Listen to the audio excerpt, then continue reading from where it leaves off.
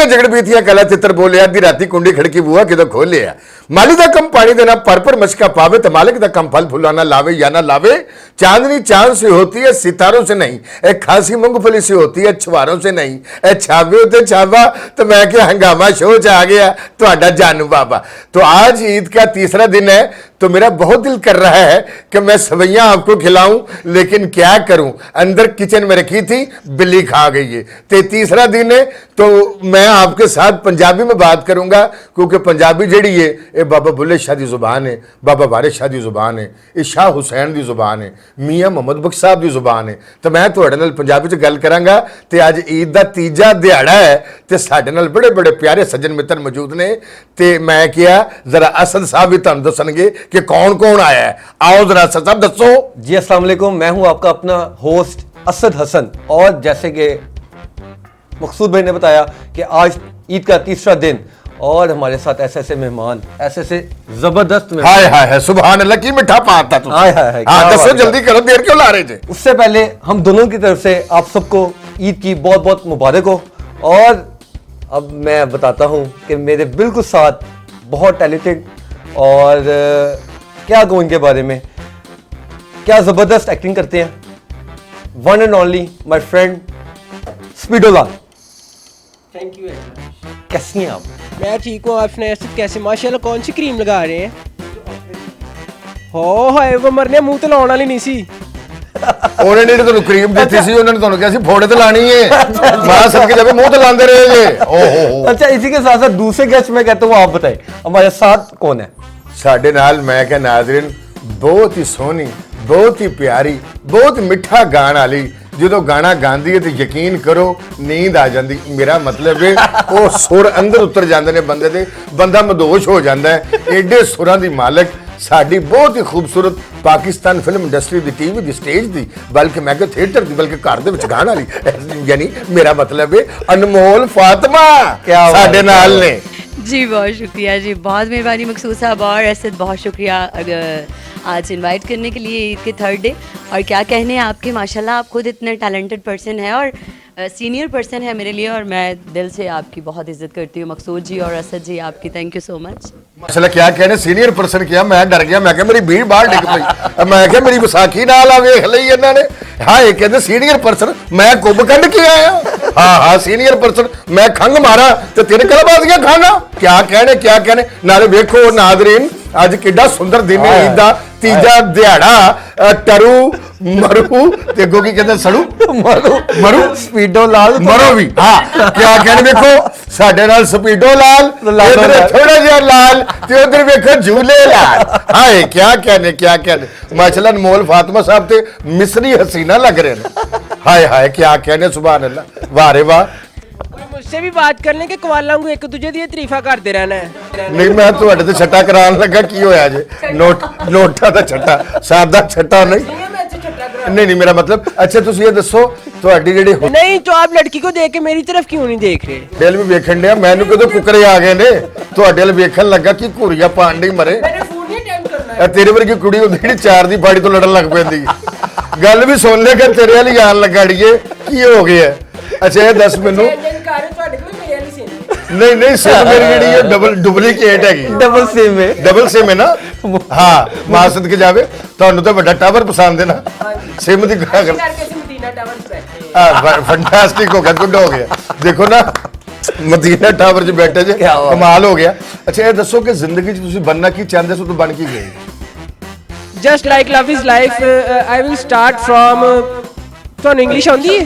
Yes I can understand, please carry on। ਗੱਲ ਕਰਨੀ ਆ ਇਹ ਬਹੁਤ ਅੱਛੀ ਗੱਲ ਹੈ, ਮੈਂ ਤਾਂ ਤੁਹਾਨੂੰ ਪਹਿਲਾਂ ਵੀ ਕਹਿੰਦੇ ਚ ਮਰੋ। ਗੱਲ ਪਤਾ ਕੀ ਹੈ ਕਿ ਗੱਲ ਕੋਈ ਵੀ ਨਹੀਂ ਹੈ, ਗੱਲ ਕਰਾਂਗੇ ਗੱਲ ਵਧੇਗੀ ਤੇ ਗੱਲ ਕਰਨ ਦਾ ਫਾਇਦਾ ਕੋਈ ਨਹੀਂ, ਤੁਸੀਂ ਇਹਨਾਂ ਨਾਲ ਗੱਲ ਕਰ ਲਓ। ਨਹੀਂ ਲੈ ਸਭ ਤੋਂ ਵੱਡੀ ਗੱਲ ਇਹ ਵੀ ਕਿ ਜਿਹੜੀ ਗੱਲ ਹੁੰਦੀ ਹੈ ਨਾ ਉਹ ਕਾਬਿਲ ਮੁਕੱਦਮ ਹੁੰਦੀ ਹੈ, ਤੇ ਗੱਲ ਦੇ ਅੰਦਰ ਗੱਲ ਹੋਣੀ ਚਾਹੀਦੀ ਹੈ, ਤੇ ਜੇ ਗੱਲ ਦੇ ਅੰਦਰ ਗੱਲ ਨਾ ਹੋਵੇ ਤਾਂ ਗੱਲ ਗੱਲ ਚ ਪੈ ਜਾਂਦੀ ਹੈ।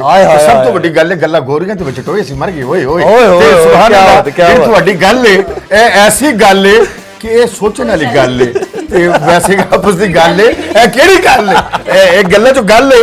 ਇਹ ਦੱਸੋ ਕਿ ਤੁਹਾਡੀ ਜ਼ਿੰਦਗੀ ਦਾ ਮਕਸਦ ਕੀ ਹੈ?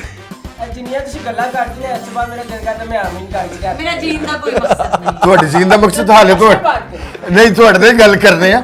ਪਲੀਜ਼ ਅੱਛਾ ਤੁਸੀਂ ਮੈਨੂੰ ਇਹ ਦੱਸੋ ਕਿ ਤੁਸੀਂ ਬਹੁਤ ਸਾਰੇ ਰੋਲ ਕੀਤੇ ਨੇ ਔਰ ਉਹਦੇ ਚ ਰੰਗ ਭਰ ਦਿੱਤੇ ਨੇ ਤੁਹਾਡਾ ਟੈਲੈਂਟ ਤੁਹਾਡਾ ਪੋਟੈਂਸ਼ੀਅਲ ਤੁਹਾਡੀ એનર્ਜੀ ਜਿਹੜੇ ਰੰਗ ਚਾਹੀਏ ਤੁਸੀਂ ਇਹਨੂੰ ਇੱਕ ਟ੍ਰੇਡਮਾਰਕ ਕਿਉਂ ਬਣਾਇਆ ਜਦੋਂ ਕਿ ਬਹੁਤ ਸਾਰੇ ਜ਼ਿੰਦਗੀ 'ਚ ਐਸੇ ਕਿਰਦਾਰ ਨੇ ਜਿਨ੍ਹਾਂ ਨੂੰ ਬੰਦਾ ਕੈਰੀ ਕਰਦਾ ਹੈ ਤੁਸੀਂ ਇੱਕ ਖਾਸ ਲੈਵਲ 'ਚ ਰਹਿ ਕੇ ਇੱਕ ਦਾਇਰੇ 'ਚ ਰਹਿ ਕੇ ਉਹਦੀ ਕਿਉਂ ਛਾਪ ਬਣਾਉਣਾ ਚਾਹੁੰਦੇ ਜੇ ਜਦੋਂ ਕਿ ਤੁਹਾਡੇ ਅੰਦਰ ਬੜਾ ਟੈਲੈਂਟ ਹੈ ਐਕਚੁਅਲੀ में बात पता की है कि ਇਹ ਸਭ ਬੱਲਾ ਦੇ ਰੰਗ ਨੇ ਇਨਸਾਨ ਹੋ ਸਕਦਾ ਅਸੀਂ 70 ਦੀ ਪਲੈਨਿੰਗ ਕਰ ਰਹੇ ਹੋ ਤੇ ਅੱਲਾਹ ਪਾਕ ਨੇ ਸਾਡੇ ਵਾਸਤੇ ਪ੍ਰਾਡੋ ਦੀ ਕੀਤੀ ਹੋਏ ਸੁਭਾਨ ਅੱਲਾਹ ਵਾਹ ਵਾਹ क्या बात ਆ ਵਾਹ ਇਹ ਵੀ ਹੋ ਸਕਦਾ ਇਹ ਵੀ ਹੋ ਸਕਦਾ ਅੱਲਾਹ ਪਲਾਨਿੰਗ ਕਰ ਰਿਹਾ ਤੁਹਾਡੀ 70 ਵੀ ਕੋਈ ਖੋ ਕੇ ਲੈ ਜਾਏ ਹਾਏ ਮਾਂ ਸਦਕੇ ਹਾਏ ਕੀ ਪਲੈਨਿੰਗ ਕੀਤੀ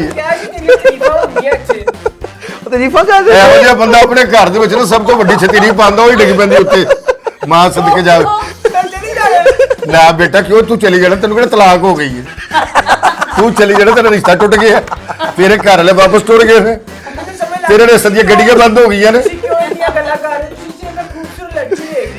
अरे पागल तू एडी सोहनी एडी हसीन यकीन कर जखा ना होन ते मां सदके जावे तू एडी खूबसूरत है तेन वेखन वास्ते सिर्फ एक जगह चाहिए नेरा यानी आम अख नु एनालिसिस नहीं कर सकती तूनु वेखन वास्ते बंदे दी अख पत्थर दी होनी चाहिए शफीक के अबू ऐसे घर नहीं बसते जैसे आप बेंची पे बैठे शफीक दे अबू मैं कहना वा मेरे पोते दा नाम शफीक है शफीक ते ओदा गला बच्चा मां सदके जावे कंध च बजन वाली डैन होनी अच्छा ये दसो मैनू ਜਦੋਂ ਰਿਕਸ਼ੇ ਦੇ ਵਿੱਚ 6 ਸਵਾਰੀ ਹੋਣ ਨਾ ਡਰਾਈਵਰ 7ਵੀਂ ਸਵਾਰੀ ਤੇਰੇ ਵਰਗੀ ਅੱਗੇ ਬੰਦਾ ਤੇ ਨਾਲ ਕਹਿ ਰਿਹਾ ਹੁੰਦਾ ਸਫ਼ਰ ਇੰਜੋਏ ਕਰ ਰਹੀ ਹੈ ਤੇ ਤੇਰੇ ਵਰਗੀ ਕਹਿ ਰਹੀ ਹੁੰਦੀ ਵਾਪਸੀ में भी मुझे तुम लेके जाना फातिमा जी ये दसो कि ਤੁਸੀਂ ਬਹੁਤ ਅੱਛਾ ਗਾਉਂਦੇ ਜੇ ਮਾਸ਼ਾਅੱਲਾ ਤੁਹਾਡੀ इंस्पिरेशन कौन है जिस तरह हमारे बहुत सारे लेजेंड्स जो हैं उनको कॉपी करने की कोशिश करते हैं और गाते आए हैं और उन्हीं की वजह से माशाल्लाह चल रहे हैं सिस्टम सारे और मैं भी कोशिश करती हूँ कि मैडम नूरजहाँ के ज़्यादा सॉन्ग्स जो हैं वो गाया करूँ और उन्हीं की वजह से अल्लाह का शुक्र है बहुत इज़्ज़त मिलती है और ज़्यादातर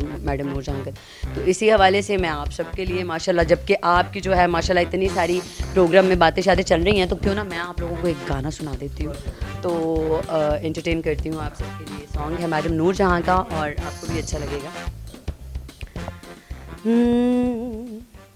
मैं ते मेरा दिल भर जानी बुलियां ते प्यार कहानी सामा च आया ए तूफान मौसम होया ए बेईमान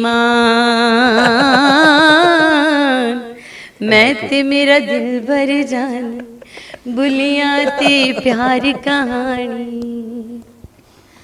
शोख नजारे देन गवाही मिल के टूर पे प्यार दे राही जद तक साए तेरी कसमें मैं नहीं सहनी पल भी जुदाई अखियां ने खेड रचाई कमली दी होश पुलाई जुल्फा भी होया परेशान नजर आ रहा है मौसम होया ए बेईमान